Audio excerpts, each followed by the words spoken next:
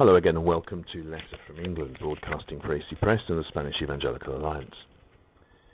The evangelical writer and broadcaster César Vidal has begun a series of articles in which he intends to counteract myths which are still used to attack Protestantism or discredit Protestants, even in supposedly intellectual circles. Vidal believes that in Spain many of these false ideas are still propagated and do damage to the public perception of evangelicals. In his first article, Vidal tackles the subject of John Calvin, the French reformer who, in some circles, receives a very bad press even today, yet in reality is a fundamental figure in the development of the freedoms that we take for granted in our modern world. Vidal says there are a number of stories generally believed in Spain today about Calvin that are simply untrue.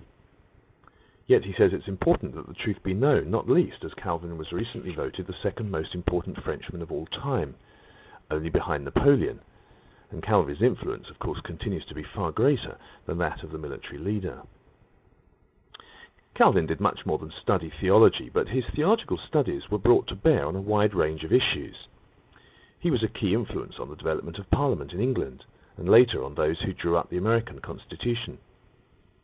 Some economic historians say Britain kept its empire for centuries, unlike Spain, because of its Calvinistic worldview on things like work, savings and honesty. He was followed in that by the Puritans in England, who laid down the foundations of the modern parliamentary system. Vidal says the Reformation was an enormously positive revolution for the history of mankind. One of Calvin's basic teachings was the dignification of work, any work that was not dishonourable in itself. This belief radically changed the countries which accepted the Reformation, whereas in Spain work continued to be seen as drudgery. This view lasted throughout the period of the Spanish Empire, and Vidal says it still persists today. The Catholic Church delayed the application of this principle for centuries. He says when the Catholic Church admits that work could be holy, it's through Opus Dei, and they considered it the great discovery of the 20th century, that is, more than 400 years behind the Reformation. Calvin is sometimes compared unfavourably with Thomas More, something Vidal says is ridiculous. More realised that the Reformation would destroy the medieval world, and he was prepared to do anything to avoid this.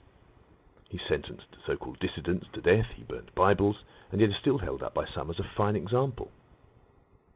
Alongside this is put the case of Miguel Servet, who was executed in Geneva, though not on the orders of Calvin, who was not a member of the ruling council at the time. Vidal admits it is the only black mark on Calvin, though adds that Servet had also been condemned by the Inquisition, who would have burnt him at the stake if they had got hold of him. Vidal says the Reformation did not support killing people for religious reasons, and says that Geneva has since erected a monument of Servet in recognition of its mistake. He goes on to say if we had to put up a monument to everyone who was burnt to death by the Catholic Inquisition, there wouldn't be room in all our town squares. Vidal thinks the reason Calvin is so heavily criticised for the Servet episode is that it is almost the only thing over which he can be accused, and it's an attempt to compensate for the hundreds and thousands who were executed at the time by Catholic authorities. The Inquisition and the Reformation could not be more different. The one sought to destroy anyone who crossed its path, while the other encouraged the freedom of speech. Thank you for listening to Letter from England, broadcasting each week at acpress.net. Goodbye for now.